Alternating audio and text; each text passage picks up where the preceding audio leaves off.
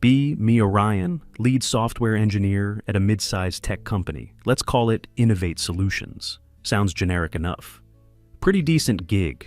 The pay is good, the work is challenging, and I'm the architect of our company's crown jewel. We have this one massive, complicated software suite for a huge corporate client. It's our cash cow, our golden goose. The whole thing runs on code I designed from the ground up. It's a beast of a system, legacy code intertwined with modern APIs, a real Frankenstein's monster that only I and my two closest guys truly understand. My team is small but elite. There's Kai, my number 2. He's a wizard with infrastructure and can make servers sing. If my code is the brain, his work is the central nervous system. Then there's Ozzy, the database guru. He can optimize a query like nobody's business and has saved our asses from total data corruption more times than I can count. We're not just coworkers, we're a well-oiled machine. We've pulled all-nighters fueled by cheap pizza and energy drinks to hit impossible deadlines. We've fixed bugs that would make junior devs cry. There's a silent professional respect there. No drama, no BS, just competence.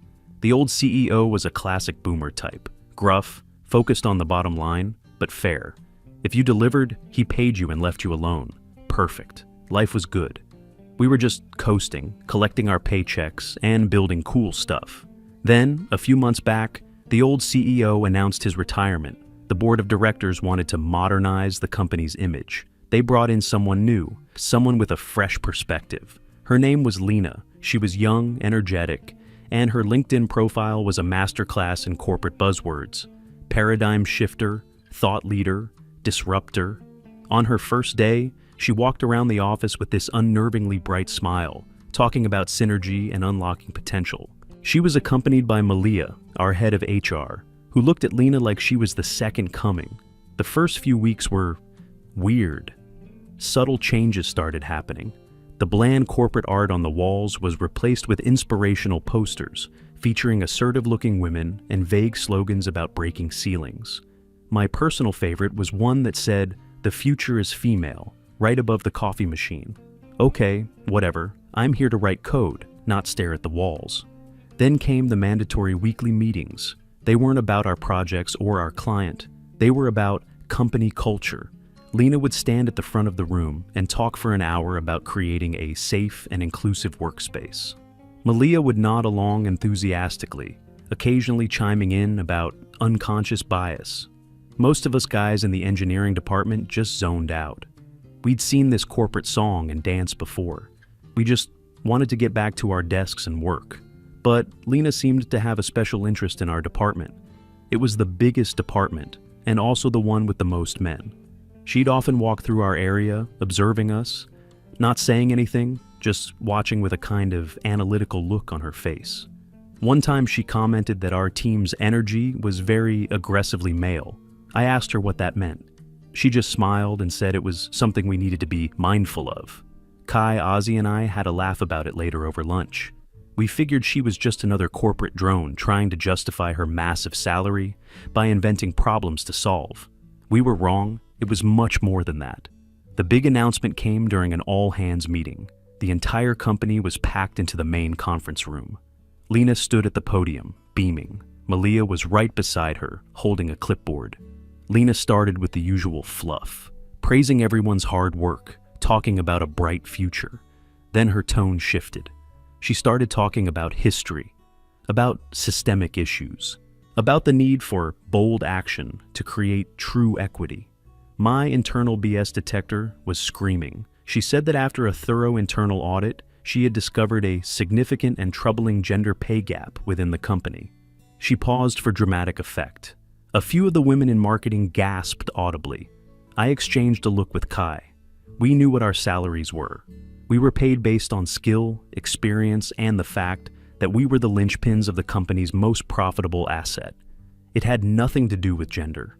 Lena continued, her voice filled with righteous conviction. To address this historical injustice, she was announcing a new, revolutionary compensation policy. Effective the next pay cycle, the salaries of all male employees would be reduced by 20%. The room went completely silent. You could have heard a pin drop. I literally thought I had misheard her. 20%. A fifth of my salary, gone. just like that. Lena wasn't done.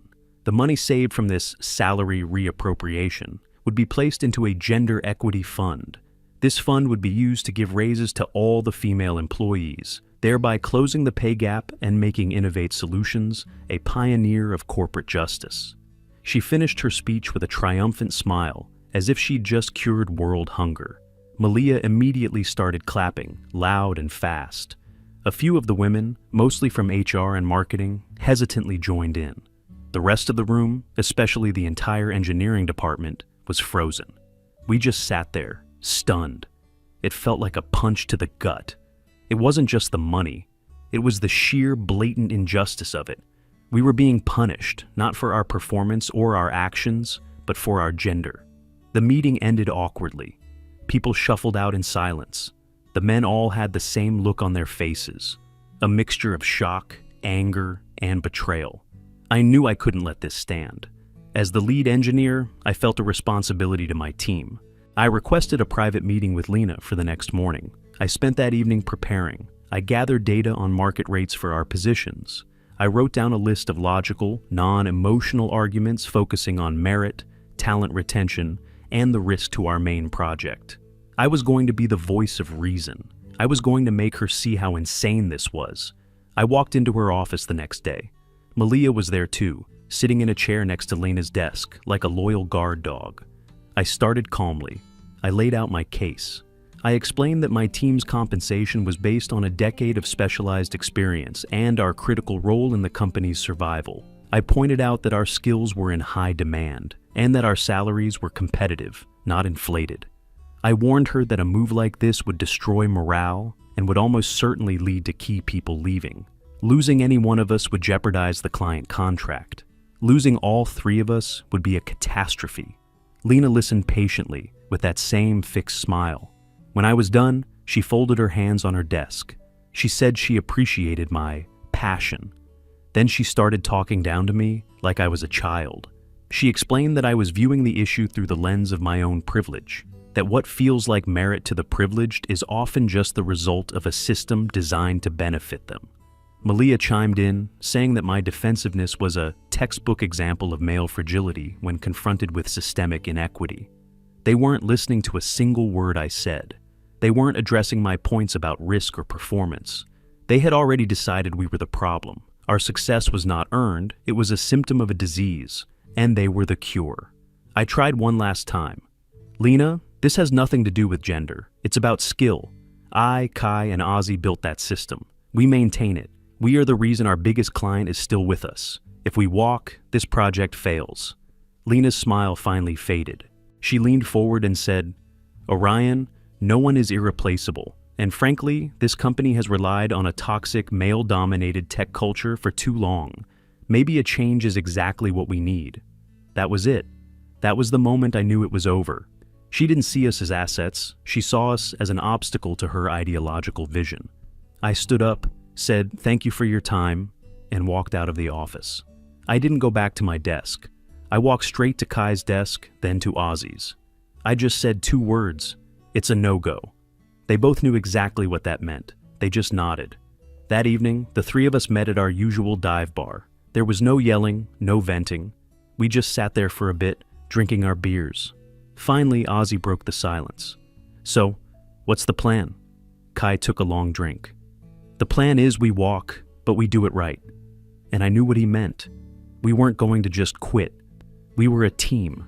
We started at this company together, and we'd leave it together. The conversation was short and professional. We agreed that the situation was unsalvageable. The trust was broken. The respect was gone. We weren't wanted there. We were just placeholders until they could find a more diverse replacement. We decided to activate our networks, update our resumes. We wouldn't just quit. We would secure new positions first, all 3 of us. And then we would resign. On the same day. At the same time. We spent the next 2 weeks quietly interviewing. It turns out 3 senior engineers with a decade of experience working on complex enterprise systems are a pretty hot commodity. It didn't take long. Kai got an offer from a major competitor, higher pay, better title. Ozzy landed a sweet remote gig with a fintech startup, a huge pay bump. I got 2 offers. I accepted a position as a principal architect at a company that had been trying to recruit me for years. The salary they offered was almost 30% more than what I was making before Lena's pay cut. We had our exit strategy. All the pieces were in place. We set the date, a Monday, the beginning of the month. We wrote our resignation letters, short, professional, and to the point. No emotion. We felt a strange sense of calm. There was no anger anymore, just a cold, clear sense of purpose. We were taking back control. We were not victims of her social experiment. We were professionals, and we were moving on to a place where that would be valued. The weekend before, we had one last beer together. We toasted to the future, to new beginnings, and to the lesson in corporate dynamics we were about to provide to Lena, free of charge. The stage was set for the second act, and we knew it was going to be a disaster for them. Monday morning arrived. I walked into the office feeling lighter than I had in weeks. The air was thick with a weird mix of resentment and forced cheerfulness from the people who supported the new policy. I saw Malia giving a pep talk to a group of junior female employees, all of them looking thrilled. I ignored it all. At exactly 10 a.m., as we had coordinated, Kai, Ozzy, and I stood up from our desks. We walked together, single file, to the HR office. Malia was there, of course. She looked up, surprised to see the three of us. Without a word, I placed my resignation letter on her desk. Then Kai placed his on top of mine. Then Ozzy placed his on top of Kai's. 3 white envelopes in a neat little stack. Malia's smug expression slowly melted away as she looked at the letters, then back at our faces. For the first time, I think she realized this was real. She stammered, What is this?" I just said, "It's our 2 weeks' notice. We'll ensure a smooth transition of our duties." A professional courtesy they didn't deserve, but we were better than that. Her face went pale. She picked up the phone to call Lena. We just turned and walked back to our desks, ignoring the stunned looks from everyone around us. A few minutes later, Lena stormed out of her office. She marched over to our section, her face red with fury. She didn't yell. She spoke in a low, seething voice. "I want to see the 3 of you in my office. Now." We followed her. The whole office was watching. We stood in front of her desk. Malia was standing in the corner, looking terrified. Lena looked at us, her eyes blazing. "You think this is funny? You think you can blackmail me?" I kept my voice perfectly level. "This isn't blackmail, Lena. This is a career decision. 3 separate career decisions, made for our own reasons. We've received better offers elsewhere." She scoffed. "Better offers? Or are you just throwing a tantrum because you couldn't handle a strong woman making a tough decision?" Kai, who was usually the quietest of us, spoke up. "We're engineers, Lena. We make decisions based on logic and data. The data indicates that our skills are valued more highly at other companies. It's that simple." She stared at him, speechless for a moment. She wasn't used to being challenged so directly and unemotionally. She tried a different tactic. "You're abandoning your project. You're leaving this company high and dry. You're unprofessional." Ozzy answered this time. "We are fulfilling our 2-week notice period. We will document everything. That's the definition of professional. What's unprofessional is devaluing your most critical employees based on their gender." That hit a nerve. Lena slammed her hand on the desk. "Fine, go. We don't need you. This company will be better off without your toxic, entitled attitudes. I'll hire a whole new team, a better team, a more diverse team. You'll be forgotten in a month." We just stood there. "Is that all?" I asked. She just glared at us. We turned and walked out, leaving her fuming in her glass office. The next 2 weeks were the most surreal of my career. We did exactly what we promised. We documented everything. Thousands of pages of architecture diagrams, system dependencies, and deployment procedures. We basically wrote a manual on how to run the Golden Goose project. But we knew it was useless. You can't just hand someone a blueprint for a skyscraper and expect them to build it without being an architect. You can't learn a decade's worth of institutional knowledge from a PDF. Lena and Malia were in a frenzy. They were interviewing people constantly. But their criteria were obvious. They weren't looking for the best engineers. They were looking for the right demographics. We watched as they paraded a series of candidates through the office. We knew none of them had the senior-level experience required to handle our system. Not even close. The rest of the company was walking on eggshells. The atmosphere was terrible. The people who had celebrated the pay cut were now looking nervous. The people who had been against it were just keeping their heads down, waiting for the inevitable implosion. On our last day, we packed our boxes. No one threw us a farewell party. We just cleaned out our desks, turned in our badges, and walked out the door for the last time. As we left the parking lot, I looked back at the building. I didn't feel sad, I didn't feel angry, I just felt free. We had stood up for our principles, we had refused to be devalued. And we knew that Lena was about to learn a very hard, very expensive lesson about the difference between ideology and reality. The real chaos was just about to begin. The first week at my new job was like a breath of fresh air. The office was quiet, people were focused, meetings were about technical specs and project timelines. There were no posters on the walls telling me how to think. My new boss, a guy who had been in the industry for 20 years, just pointed me to my workstation, gave me the project files and said, "Welcome aboard. We're glad to have you. Let me know if you need anything." It was normal. It was professional. Kai and Ozzy reported similar experiences. They were treated like valuable assets from day one. Their skills were respected, and their opinions were sought after. It felt like we had escaped some kind of weird social experiment and returned to the real world. We kept our heads down and focused on our new roles.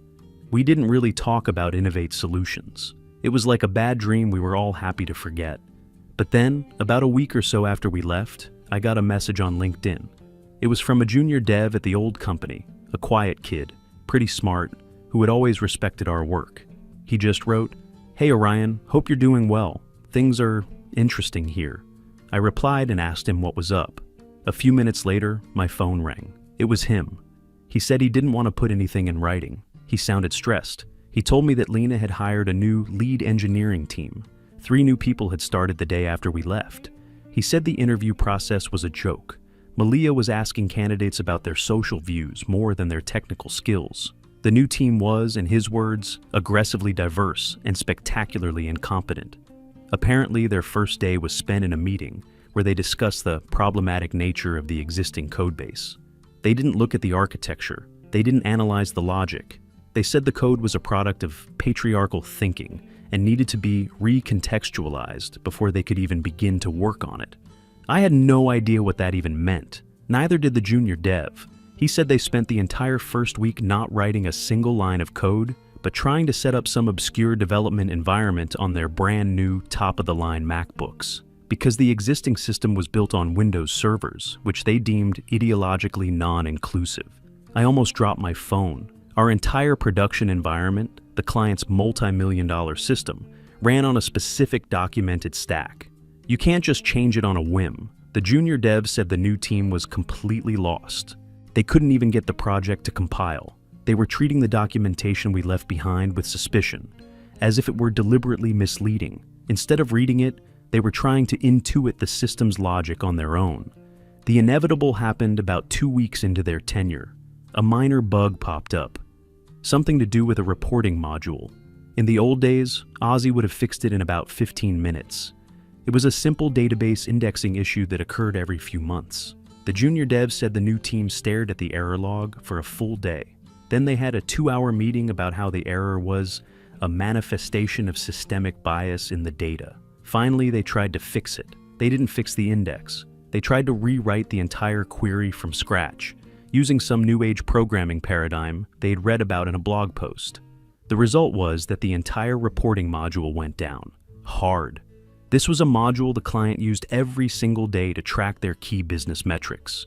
The client noticed within an hour. The calls started.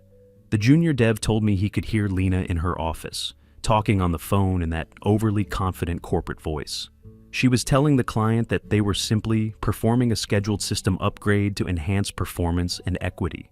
The client, a no-nonsense logistics company, didn't care about equity. They cared about their reports. The pressure was on. The new team, in a panic, tried to roll back their changes, but they didn't understand our deployment pipeline. They ended up pushing a corrupted build to the staging server, which then triggered a cascade failure that took down the user authentication service. Now, nobody could log in. The entire system was inaccessible. This was no longer a minor bug. This was a 5-alarm fire. The junior dev called me again that night. He was practically whispering. He said the client was furious. They were talking about breach of contract. Lena and Malia had held an emergency meeting with the new engineering team. According to the junior dev, who overheard it from the hallway, the new team spent most of the meeting blaming us. They said our code was intentionally obtuse. They said our documentation was a form of gaslighting. They claimed we had sabotaged the system before we left. Lena, desperate for a scapegoat, ate it up. She got back on the phone with the client and told them that her new, brilliant team had discovered serious security backdoors left by the disgruntled former employees. She promised them she was flying in a team of cybersecurity experts to clean up the mess. Of course, there were no backdoors, and there were no experts. It was all a lie to buy herself time. Kai, Ozzy, and I talked about it on a group chat. It was like watching a train wreck in slow motion. We felt a grim sense of vindication. We had told her exactly what would happen. We weren't happy about it. We had poured years of our lives into that system. To see it being destroyed by incompetence was painful. But it was a mess of Lena's own making. A few more days passed. The system was still down. The client was now losing a quantifiable amount of money every single hour. They did something we never expected. They sent their own technical team to our old office. They had a clause in their contract allowing them to perform an independent audit if there was a critical service outage. The junior dev described the scene to me. 3 serious-looking engineers from the client company sat in a conference room with Lena's new team. They asked for access to the servers, to the code repository, to the deployment logs. Lena's team tried to stall, talking about their holistic approach and process-oriented solutions. The client's lead engineer, a man in his 50s with zero patience for nonsense, cut them off. He said, "We don't need a philosophy lecture. We need root access. Now." They spent the next 8 hours poring over everything. The junior dev said that by the end of the day, the client's engineers looked exhausted and disgusted. They had a closed-door meeting with Lena. The next day, my phone rang. It was an unknown number. I was hesitant to answer, but something told me I should. "Hello? Is this Orion?" The voice was professional, direct. "Yes, speaking. My name is Frank. I'm the CTO of Client Company. I believe you're the original architect of the Innovate solution system." My blood ran cold for a second. I said, "That's correct." "We have a problem," he said, in the biggest understatement I'd ever heard. "My team has spent the last 24 hours analyzing your system and the recent events. They've concluded the system itself is robust, but the current team is, to put it mildly, unqualified to maintain it. They seem to have caused a catastrophic failure while attempting to fix a trivial bug." He paused. "We've also reviewed your documentation. It's immaculate. There's no sabotage. There are no backdoors. Just a team that is completely out of its depth." I didn't say anything. I just listened. "Innovate Solutions is in breach of their service level agreement," he continued. "We are losing millions. I'm going to be blunt. We don't care about their internal politics. We need our system back online. And the only people on this planet who seem to know how to do that are you and your former team." He made an offer, a ridiculously lucrative short-term contract. He wanted to hire the 3 of us as independent consultants to come in, fix the mess, and stabilize the system. He said he would handle Lena. I told him I appreciated the offer, but I would need to discuss it with my colleagues and with my current employer. I called Kai and Ozzy. We had a quick conference call. We all felt the same way. Going back, even as heroes, felt wrong. It would mean working under Lena again, even indirectly. It would mean saving her from the consequences of her own actions. We had moved on. We had better jobs in better environments. We unanimously voted no. I called Frank back. I politely and professionally declined his offer. I told him we were committed to our new roles and were not available for contract work. I could hear the deep sigh on the other end of the line. "I understand," he said, "and I respect that. Can't say I blame you. Thanks for your time." And he hung up. That, I thought, was the end of that. I was wrong again. The real climax was yet to come. 2 days later, I was at my desk at my new job, deep in a coding problem. My phone buzzed. It was Lena. I stared at her name on the screen for a good 10 seconds. I almost didn't answer, but my curiosity got the better of me. I stepped into an empty conference room and picked up. "Orion." Her voice was completely different.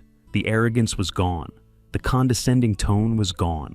It was replaced by a thin, brittle cheerfulness that sounded completely fake. "Hi, Lena," I said, my voice flat. "Hi, how are you? How's the new job?" she asked, like we were old friends catching up. "I'm fine. What can I do for you?"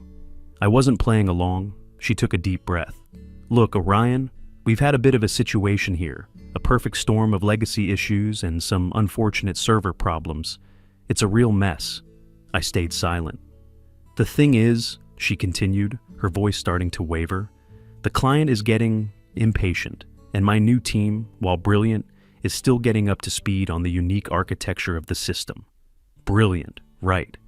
I was wondering if you, Kai, and Ozzy might be willing to come back, just for a little while, as consultants. Name your price. Seriously. Anything you want, we'll pay it. We need you.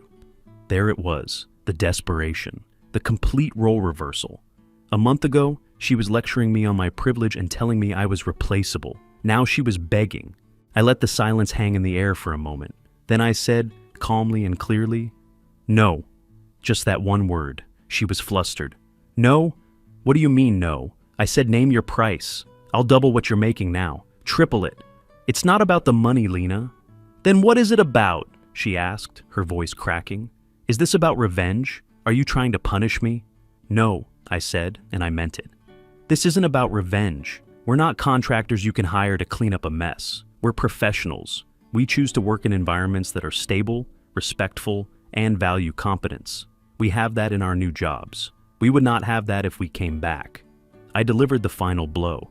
"Besides, I'm the lead architect on a new project here. It's a priority for my company. I can't just abandon it. That would be unprofessional." I used her own word against her. There was a long silence on the other end of the line. I could hear her breathing. It sounded shaky. Finally, she just whispered, "I see," and hung up. That was the last time I ever spoke to her. The fallout was swift and brutal. The junior dev kept me updated. The day after my call with Lena, the client officially terminated their contract. They also filed a lawsuit for breach of contract and damages, citing gross negligence. That contract was over 60% of Innovate Solutions' annual revenue. The company was a dead man walking. An emergency board meeting was called. Lena was fired, unanimously. The junior dev said he saw her leaving that afternoon, carrying the classic cardboard box of personal belongings. Her face was pale, and she wasn't smiling anymore. She didn't look at anyone. The company started mass layoffs the following week, and the irony was beautiful. The first department to be completely gutted was HR. Malia was one of the first to go. Then, marketing. All the people who had cheered for Lena's policy, all the people who benefited from our pay cut, were now out of a job. The diverse engineering team she had hired was let go, their contracts terminated. Within a month, the company was a ghost of its former self. It was eventually acquired by a larger corporation for pennies on the dollar, just for its intellectual property. The name Innovate Solutions ceased to exist. Someone later sent me a link to the company's Glassdoor page from that time. The reviews were savage. CEO created a hostile work environment based on gender. Management is more concerned with woke politics than with running a business. They fired their best talent for ideological reasons and the company collapsed. Avoid at all costs. Public humiliation served cold. Sometimes Kai, Ozzy, and I will grab lunch. We don't talk about the old company much. There's no need. We're all thriving. We're working on interesting problems, getting paid what we're worth, and being treated with respect. We didn't set out to destroy a company. We didn't want revenge. We just wanted to be valued for our skills. We made a choice based on principle. We stood our ground. Lena made her own choices. She chose ideology over competence. She chose to punish a group of people based on who they were, not what they did. And in the end, the real world, which runs on results and not on feelings, delivered the verdict. Karma, as it turns out, is a pretty good project manager.